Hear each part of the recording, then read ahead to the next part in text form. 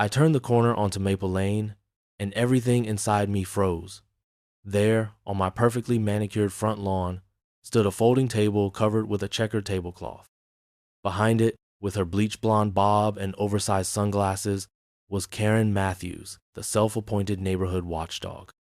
But it wasn't her presence that made my blood run cold. It was what surrounded her. My vintage record player that had belonged to my grandfather. The power drill my father had gifted me when I bought this house. Even the framed photographs of my family vacation to the Grand Canyon last summer. All of my possessions were spread across my lawn with little price tags dangling from them like some sort of twisted garage sale. I slammed on my brakes, nearly causing the car behind me to rear-end my sedan. The driver honked angrily as they swerved around me, but I barely noticed. My mind was too occupied processing the surreal scene unfolding on my property. I hadn't even been gone a full week. 5 days for a business conference in Chicago, and somehow this woman had turned my home into a discount store. I pulled into my driveway, tires crunching over the gravel with more force than necessary, and practically leaped from my car. "What do you think you're doing?" I demanded, marching toward Karen, who was in the middle of haggling with an elderly couple over what appeared to be my grandmother's antique silver tea setter. Family heirloom worth far more in sentimental value than whatever pitiful amount she had scribbled on that price tag. The couple, sensing the tension, quickly backed away, murmuring apologetic excuses as they retreated to their car. Karen, however, didn't seem the least bit concerned by my arrival. In fact, she looked almost expectant, as if she'd been waiting for this confrontation. "Excuse me, but who are you?" she asked, her voice dripping with artificial sweetness that barely masked the venom beneath. Before I could even respond, her hand was already reaching for her phone, manicured nails clicking against the screen as she dialed. 911. Yes. "I need to report an intruder at 325 Maple Lane. He's trying to disrupt the Homeowners Association sanctioned property clearance and becoming quite aggressive. Please hurry." The casual way she described me as an intruder in my own home left me speechless, my mouth hanging open in disbelief as she continued her fabricated emergency call. I had moved into the quiet suburban neighborhood of Oak Ridge Estates almost 2 years ago, drawn by the mature trees, spacious yards, and promise of peaceful living away from the hustle and bustle of downtown. The real estate agent had emphasized the lack of a formal homeowners association as a selling point, no restrictive covenants limiting what color I could paint my shutters, no monthly fees padding someone else's pockets, no committees to approve my landscaping choices. After living in a condo with draconian rules about everything from holiday decorations to acceptable window treatments, the freedom of owning a single-family home without oversight had been irresistible. The first few months had been everything I'd hoped for: neighbors who waved as they collected their mail, weekend barbecues that filled the air with delicious aromas, and a general sense of community that reminded me of the small town where I grew up. I had spent weekends planting a vegetable garden in the backyard, installing bird feeders that attracted a colorful array of local species, and slowly making the house my own with each personal touch. For the first time since moving to the city for my job 5 years earlier, I finally felt at home. Then I met Karen Matthews, and everything changed. Karen had lived in Oak Ridge Estates for over 15 years, according to Mrs. Rodriguez, my kindly next-door neighbor who had welcomed me with homemade empanadas and warnings about that Matthews woman. Karen had moved into the neighborhood with her husband shortly after they married, but he had left under mysterious circumstances about 7 years ago. Since then, she had channeled all her energy into what Mrs. Rodriguez called neighborhood business, which seemed to primarily consist of monitoring everyone else's lives with microscopic attention to detail. Karen had attempted to establish an official homeowners association 3 separate times over the years, but could never gather enough signatures from residents who saw through her thinly veiled attempt to gain authority over the neighborhood. Undeterred by these failures, Karen had simply decided to act as if the HOA existed anyway, distributing handmade violation notices for everything from improper lawn maintenance to unapproved holiday decorations. My first encounter with Karen had come just 2 weeks after moving in, when I found a printed notice tucked into my mailbox claiming I was in violation of Section 4.3 of the Neighborhood Covenant for having my garbage bins visible from the street. on non-collection days. I had politely explained that I wasn't aware of any official HOA, which she confirmed with a dismissive wave of her hand, informing me that they were in the process of formalizing, but that all residents were still expected to comply with community standards. When I declined her invitation to join her non-existent organization and pay the outrageous dues she had calculated based on my property's square footage, I became her primary target. Over the months that followed, Karen escalated her campaign against me. My mailbox regularly contained notices for infractions like excessive bird feeder activity and non-approved wind chime resonance. She would photograph my house at odd hours, documenting supposed violations with the dedication of an investigative journalist. Other neighbors advised me to ignore her, explaining that Karen's behavior was a well-known nuisance but ultimately harmless. She's lonely since her husband left, Mrs. Rodriguez had explained with a shrug. Creating drama gives her purpose. I had taken their advice, collecting her notices in a folder labeled Karen's Fantasyland, and continuing with my life. But this selling my personal belongings without permission was beyond anything I could have anticipated. I had left town the previous Monday for a sales conference that was supposed to last until Saturday. My company had recently promoted me to regional manager, and this conference was my first opportunity to network with other managers from across the country. I had prepared meticulously for the trip, arranging for Mrs. Rodriguez to collect my mail and water the potted plants on my porch. I had hidden a spare key beneath the stone turtle near my garden, just in case of emergencies. Never did I imagine that my precautions would enable someone like Karen to take advantage of my absence. As I stepped through my open front gate that Friday afternoon, having decided to return a day early after the final conference sessions were canceled, I had immediately noticed something was off. The decorative lanterns that usually framed my walkway were missing, and the welcome mat that had been a housewarming gift from my sister was nowhere to be seen. At first, I had assumed it might be petty theft. Perhaps someone had swiped a few items from my porch, an unfortunate but not uncommon occurrence in even the safest neighborhoods. But then I noticed the garage lights glowing through the side windows and the muffled sound of what seemed to be vintage 80s music drifting from my backyard. Cautiously, I had made my way around the side of the house, wondering if perhaps Mrs. Rodriguez had decided to use my garage for some reason. The late afternoon sun cast long shadows across my lawn, making the familiar landscape of my property seem suddenly strange and vaguely threatening. I noticed my garden hose had been neatly coiled, something I never bothered to do, and several of my potted plants had been rearranged into a more aesthetically pleasing formation. The sense of someone else having touched and altered my personal space sent an uncomfortable shiver down my spine, even before I discovered the full extent of the invasion. What I found instead was the back door propped open with one of my own doorstops and cardboard boxes stacked on my patio, each labeled in unfamiliar handwriting. Kitchen items, 5 each. Electronics, prices as marked. Books and media, 3 for 10. Some boxes were already empty, their contents presumably already sold to unsuspecting neighbors who had no idea they were purchasing stolen goods. I picked up a pricing sheet that had been paper-clipped to one of the boxes, recognizing with growing outrage that it was printed on my own stationery. Karen had apparently helped herself to my home office supplies as well. My confusion had quickly turned to disbelief as I followed the sound of laughter and conversation to my front yard, where I discovered Karen presiding over what appeared to be a fully organized estate sale of my estate. Now, as I stood facing her across my own lawn, while she calmly reported me as an intruder to emergency services, I felt a surge of anger unlike anything I had experienced before. My hands trembled with the effort of maintaining my composure as I watched this woman, this virtual stranger, speak so confidently about my life, my property, and my supposed absence as if she had any right to such information. The casual ownership with which she referred to my home made my skin crawl. This wasn't just about the violation of my property. It was the violation of my privacy, my security, and my sense of belonging in my own neighborhood. Several shoppers continued to browse through tables of my belongings, oblivious to the confrontation unfolding.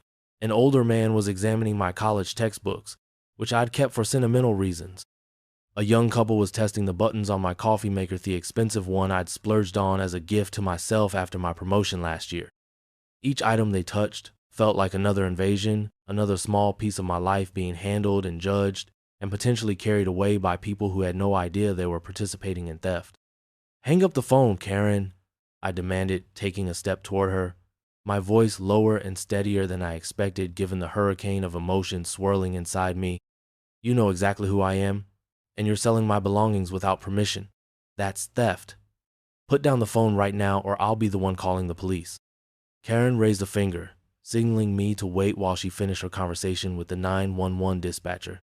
"Yes, he's a white male, approximately 35, becoming increasingly hostile. I fear for my safety and that of the other HOA members conducting this authorized property clearance. The homeowner is away until tomorrow, and this individual is claiming to be him, but we've had issues with squatters in the area recently." She nodded to herself as if receiving confirmation. "Thank you. Yes, officers are on the way? Wonderful. I'll remain on the line." As I stood facing Karen across my front lawn, the reality of what she had done began to sink in more deeply. This wasn't just a random act of theft or a momentary lapse in judgment. The level of planning required to organize an entire yard sale of someone else's possessions suggested something far more disturbing. She had systematically violated every boundary between us, transforming from an annoying neighbor into something much more sinister. I found myself wondering what else she might have done during her unauthorized visits to my home. Had she tried on my clothes, slept in my bed, read through my personal correspondence? The possibilities made my skin crawl. The small crowd that had gathered was growing by the minute as neighbors texted and called each other about the unfolding drama.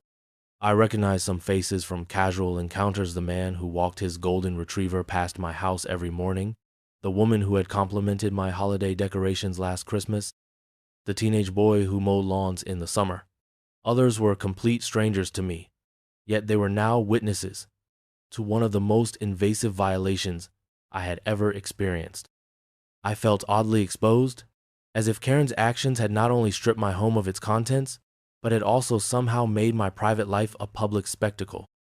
Through the haze of my anger and disbelief, I became aware of whispered conversations around me. "She's finally gone too far," someone murmured. "I always knew there was something not right about her," said another. It dawned on me that I was not Karen's first victim, merely the first to catch her in the act. The realization sent a chill through me despite the warm spring afternoon. How long had the neighborhood been enabling her behavior through their silence and inaction? How many other violations had gone unchallenged because it was easier to avoid confrontation? "Everyone," I called out, turning to address the small crowd that had formed. "This woman has broken into my home and is selling my possessions without permission. There is no legitimate homeowners association in Oak Ridge Estates, and even if there were, it would not give anyone the right to enter a private residence and remove property. What's happening here is illegal." A few neighbors nodded in agreement, while others looked uncertainly between Karen and me, clearly confused about who to believe. Karen's face flushed red with anger, though her saccharine smile remained firmly in place. "I am conducting an authorized clearance of abandoned property to fund community improvements," she announced loudly, covering the phone's microphone momentarily.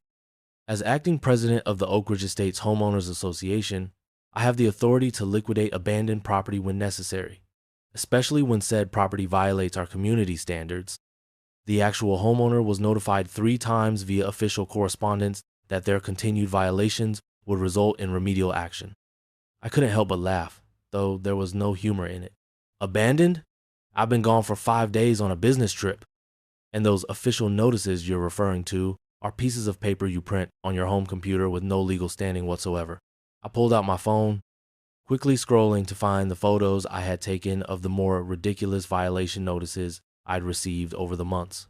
"You cited me for excessive bird feeder activity because," and I quote, "non-native birds are disrupting the ecological balance of the neighborhood." That's not a real thing, Karen. Some of the onlookers chuckled at this, and I could see Karen's composure begin to crack slightly. Her free hand clenched into a fist at her side, and her smile became more of a grimace. The homeowner was given ample opportunity to comply with community standards and chose not to. This property clearance was approved by the board after thorough deliberation. The fact that she was still maintaining this fiction even as her lies became more apparent was almost impressive in its audacity. "What board, Karen?" Name one other person on this supposed HOA board, I challenged, knowing full well that no such group existed. Before she could respond, the distinctive sound of police sirens cut through the afternoon air, growing louder as they approached our street. Karen's expression shifted to one of triumph, as if the arrival of law enforcement somehow validated her actions. Within minutes, a patrol car pulled up in front of my house, and 2 officers stepped out. One was older, with salt and pepper hair and a weathered face that suggested he'd seen it all during his years on the force. His younger partner looked barely out of the academy, his uniform still crisp and his expression alert as he surveyed the unusual scene before them. Karen immediately moved to intercept them, her phone still pressed to her ear as she waved them over with her free hand. "Officers, thank goodness you're here," she began, the picture of a concerned citizen. "I'm Karen Matthews, president of the Oak Ridge Estates Homeowners Association. We're conducting an authorized property clearance. And this individual," she gestured dismissively in my direction, "arrived making aggressive claims and disrupting our community function. He insists he's the homeowner, but the actual resident isn't due back until tomorrow, according to our records." The older officer, whose nameplate identified him as Officer Daniels, nodded politely but non-committally. "And you are, sir?" he asked, turning to me with a professional neutrality that offered no hints as to whether he believed Karen's version of events. "Michael Anderson," I replied, trying to keep my voice steady, despite my mounting frustration. "I live here at 325 Maple Lane. I own this house, and I never authorized anyone to enter my property or sell my belongings. I was away on a business trip and returned early to find this." I gestured to the yard sale sprawled across my lawn. Officer Daniels nodded again. "Do you have any identification that shows this is your residence, Mr. Anderson?" "Of course," I replied, reaching for my wallet. "I have my driver's license with this address, and I can show you the deed to the property and mortgage statements if necessary. They're inside. But more importantly, I have security footage that will show exactly how this happened." This last part wasn't entirely true yet. I did have a doorbell camera that I'd installed after the second or third of Karen's violations had appeared, hoping to catch her in the act of delivering them. I hadn't checked the footage yet, but I was almost certain it would have captured Karen's unauthorized entry to my property. Karen's triumphant expression faltered slightly at the mention of security footage, but she quickly recovered. "Officer, as HOA president, I have certain authorities granted by the community covenant, including access to properties that pose a persistent violation risk. All proper procedures were followed, I assure you." The younger officer, whose nameplate read Brooks, looked between Karen and me with growing confusion. "Ma'am, even if there is an HOA with those kinds of rules, they would still need to go through legal channels before entering someone's home or removing property. Do you have documentation authorizing this action? Court orders? Written permission from the homeowner?" Karen's smile tightened. "Well, not as such, no. But we have internal documentation of the violations and the board vote approving this measure after multiple notices went unanswered." She reached into a leather portfolio resting on the folding table and produced a stack of papers that I recognized as copies of her homemade violation notices, complete with clip art of a gavel at the top of each page. Officer Daniels took the papers and flipped through them with an expression that grew increasingly skeptical. I peered over his shoulder at several of the documents, noting with growing amazement the elaborate fiction Karen had constructed. Each violation notice included references to non-existent municipal codes, fabricated precedents from other neighborhoods, and detailed descriptions of supposed infractions that ranged from the petty, improper mailbox height, 3.5 inches above regulation, to the absurd, unauthorized wind chime tonality disrupting neighborhood sonic harmony. The meticulous record-keeping would have been impressive if it weren't so utterly delusional. "These don't appear to be legally binding documents, ma'am," Officer Daniels observed, his tone neutral but his eyes reflecting a growing understanding of what he was dealing with. "They're not notarized. They don't cite specific municipal codes that exist in our jurisdiction, and they're not issued by any recognized authority that I'm familiar with." He handed the stack back to Karen, whose face had begun to redden with indignation, the first cracks appearing in her carefully maintained facade of officialdom.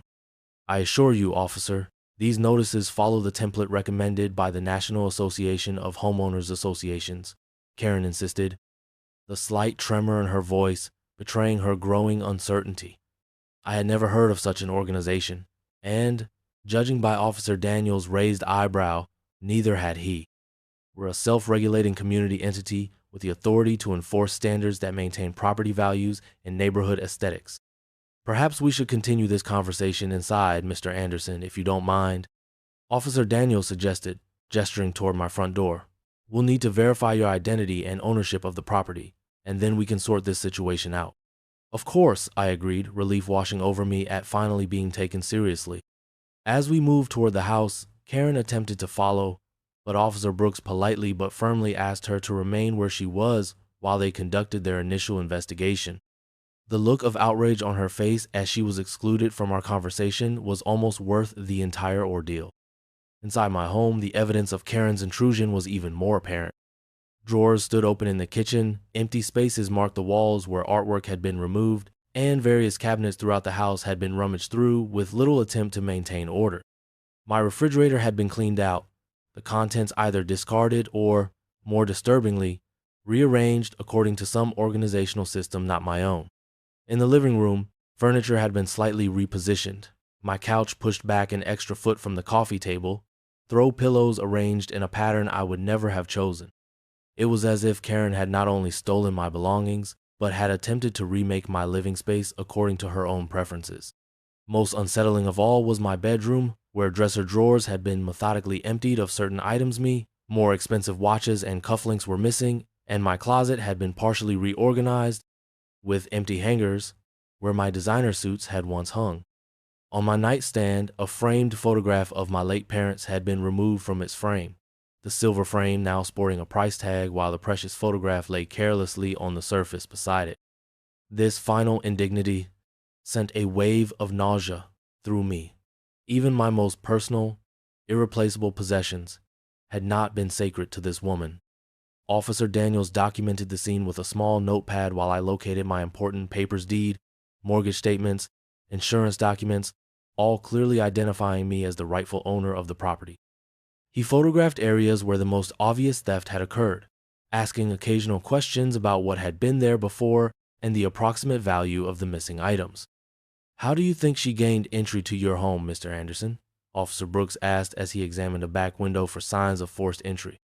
"I had a spare key hidden outside for emergencies," I admitted, feeling foolish now for having been so trusting. "Under a decorative stone turtle near the garden. My neighbor, Mrs.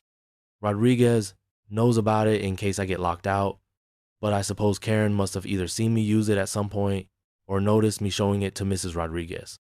Officer Daniels nodded sympathetically. "Unfortunately, this kind of thing happens more often than you'd think. People have a false sense of security in neighborhoods like this. Now, you mentioned security footage. I led them to my home office, where I accessed the cloud storage for my doorbell camera on my computer. The interface loaded slowly, each second of waiting intensifying my anxiety about what we might find or not find. I had installed the camera primarily as a deterrent after a series of package thefts in the area last year, never imagining it would be used to document something like this. As the footage began to load, I found myself silently thanking my past self for not skimping on the cloud storage upgrade that preserved recordings for up to 30 days. Sure enough, the footage from early Tuesday morning clearly showed Karen approaching my front door with an envelope, presumably another of her notices. She had knocked, waited briefly while glancing at her watch as if timing the appropriate interval, then glanced around furtively before making her way around the side of the house. Her movements were purposeful and practiced, suggesting this was not the first time she had ventured beyond the public-facing areas of someone's property. The camera's motion detection had activated again about 15 minutes later, capturing Karen returning to the front of the house, this time with my spare key in hand and a satisfied expression on her face. She tested it in the front door lock, nodding to herself when it worked smoothly, then returned the key to her pocket rather than to its hiding place. This calculated theft of my key sent another wave of violation through Mesh, had never intended this to be a one-time intrusion. She had been planning for repeated access to my home long after I returned. As we continued to review the footage, a disturbing pattern emerged. Additional recordings from throughout the week showed her making multiple trips to and from my house, gradually removing items and setting up the yard sale. What began as small, easily concealed objects in her oversized purse escalated to larger items carried openly to her car, and eventually to a rented moving dolly being used to transport my furniture across the lawn. With each visit, her confidence seemed to grow, her movements becoming less furtive and more entitled. By Thursday, she was directing a small group of people, presumably her HOA board members, in categorizing and pricing my possessions as if conducting a legitimate estate liquidation. "Well, that seems pretty definitive," Officer Daniels said, leaning back from the computer screen. "She clearly entered your property without authorization and removed your belongings without permission." He exchanged a glance with his partner before continuing. "We'll need to get statements from both of you, and you'll need to itemize what was taken for the report. Given the evidence, we're looking at charges of breaking and entering, theft, and filing a false police report at minimum." As the crowd of onlookers had grown considerably, with nearly half the neighborhood now gathered to witness Karen's comeuppance. Some had brought out lawn chairs, settling in for what had apparently become the most interesting neighborhood event in recent memory. Children peeked curiously from behind their parents' legs, while teenagers recorded the scene on their phones, no doubt sharing the drama with their social media followers in real time. The atmosphere had an almost festival-like quality, with neighbors who normally only interacted in passing now engaged in animated discussions about Karen's years of petty tyranny. Karen herself remained by her folding table, arms crossed defensively as she engaged in what appeared to be a heated discussion with another officer who had arrived while we were inside. Her normally perfect posture had begun to sag, and the confidence that had radiated from her earlier was notably diminished. Even her immaculate appearance had started to deteriorate her. Blonde bob slightly disheveled, her mascara smudged at the corners of her eyes, and a fine sheen of nervous perspiration visible on her forehead. For the first time since I'd known her, Karen Matthews looked vulnerable, and the sight was both satisfying and strangely disquieting. As we approached, I could hear Karen attempting to salvage her story. "There must be some misunderstanding, officer. As HOA president, I was simply acting in the best interest of the community. The property had become an eyesore, and we have standards to maintain in Oak Ridge Estates." "Mrs. Matthews," Officer Daniels interrupted firmly, his professional demeanor tinged with an unmistakable note of authority that seemed to cut through Karen's fabrications like a knife. "We've verified that Mr. Anderson is indeed the legal owner of this property, and we have video evidence of you entering his home without permission and removing his belongings. Furthermore, there appears to be no legally established homeowners association for this neighborhood registered with the county. Not only that, but we've confirmed with municipal records that no application for such an organization has ever been filed for Oak Ridge Estates." The systematic dismantling of Karen's carefully constructed fiction seemed to hit her with physical force. Each point the officer made caused her shoulders to slump a fraction more, the imperious posture that had defined her neighborhood presence for years gradually crumbling under the weight of irrefutable evidence. Still, like a cornered animal, she made one last desperate attempt to maintain her facade of legitimacy. "There must be some mistake in the records," she insisted, her voice taking on a shrill quality I hadn't heard before. "The HOA is in the process of formal registration. We operate under a community covenant that all residents agree to upon moving in. Mr. Anderson was provided with this information when he purchased the property." She reached again for her portfolio, her fingers trembling slightly as she rifled through the papers within, presumably searching for this fictional document that would vindicate her actions. "Actually," came a voice from the crowd, "there has never been a legitimate HOA in Oak Ridge Estates. Mr. Harrington, an elderly man who had lived in the neighborhood for over 30 years, stepped forward. Karen has been trying to establish one for years, but she's never been able to get enough signatures to make it official. Those notices she hands out aren't worth the paper they're printed on."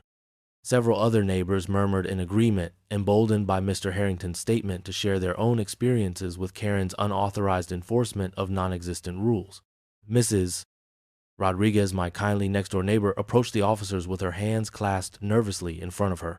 "Karen has been leaving these notices at everyone's homes for years," she explained, her accent thickening slightly with emotion. "Most of us just ignore them because they're not real, but she seems to have targeted Michael particularly harshly since he moved in. I never imagined she would go this far, though." As the chorus of testimonials grew, Karen's composure began to crumble entirely. Her face flushed a deep red, and her hands trembled visibly as she clutched her portfolio to her chest like a shield. "This is outrageous," she sputtered. "I have been the only one maintaining standards in this neighborhood for 15 years. Without my oversight, property values would have plummeted long ago. Everything I've done has been for the benefit of the community." Officer Brooks approached Karen with a decidedly less sympathetic expression than before. "Mrs. Matthews, we're going to need you to come down to the station to make a formal statement. Based on the evidence and witness testimonies, you're facing serious charges. Please turn around and place your hands behind your back." The reality of her situation seemed to finally penetrate Karen's armor of self-righteousness. "You can't be serious," she protested, taking a step backward. "I was providing a community service. These people," she gestured wildly at the gathered neighbors, "should be thanking me for maintaining the integrity of Oak Ridge Estates." "Mrs. Matthews," Officer Daniels said sternly, "you have the right to remain silent. Anything you say can and will be used against you in a court of law."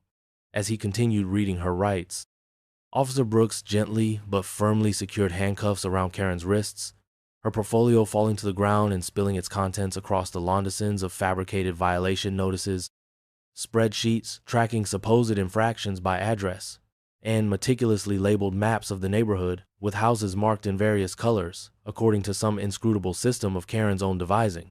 The crowd watched in stunned silence as Karen was escorted to the patrol car, her indignant protest growing increasingly desperate. "This is a mistake. I am an authorized community representative. You'll all regret this when your property values collapse without proper oversight."